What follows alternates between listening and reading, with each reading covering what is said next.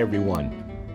Today in the society that we live in, we often take for granted the fact that we are free, for the most part, to practice our Holy Orthodox faith, to worship as we see fit, to venerate our icons, and to even proclaim this faith. However, it always hasn't been so. On March 17th, we commemorate the memory of a wonderful saint who, probably as we do, felt that things were good for a while, but then they turned suddenly bad.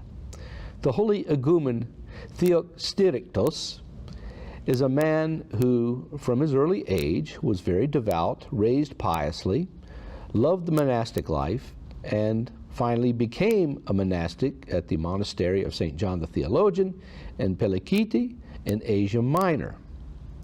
Now, all the brethren eventually elected our holy saint to the position of abbot, although he reluctantly assumed it. At that time, there was a rather devilish emperor, Constantine V Copronymus, who was very iconoclastic in his mindset, very anti-church, despised the sacred relics, the sacred icons, the holy mysteries, virtually everything about the faith. And he called a council, a robber council, which backed him up in all of his false teachings. Not long after that, Constantine sent a general out to enforce the edicts of this council. They came to the monastery of St. John the Theologian and went after the monks with a vengeance. First of all, cutting off all of their noses, and then soaking their beards with pitch and setting them on fire. 38 of these brethren who survived these terrible tortures were taken away and put into a place where they were going to be starved to death. St. Theosterikos was taken and imprisoned in Constantinople, where he remained for the next 10 to 12 years. Constantine V then went after other people too, not just monks, but laity, members of his own army, politicians, you name it, he went after them, and he was very brutal in doing so. But thanks to the grace of the Lord, eventually these persecutions subsided a bit when he left the throne, although his son, who succeeded him, was still of the same mindset. But eventually, the sainted Patriarch Tarasios and the Holy Empress Irene ascended their respective thrones, and through the grace of the Holy Seventh Ecumenical Council in 787, peace then came upon those in the empire who were proclaiming the holy faith, although there would still be some many disturbances for the next 70 years.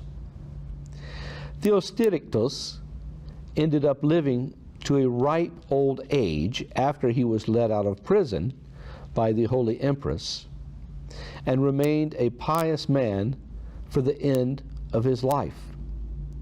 But yet, he too probably was sitting in a very similar fashion to us today, thinking that all is well, I am practicing my faith, which I've done so as a child, and there is peace everywhere, and generally led a very pleasing, although ascetically oriented life in his monastery.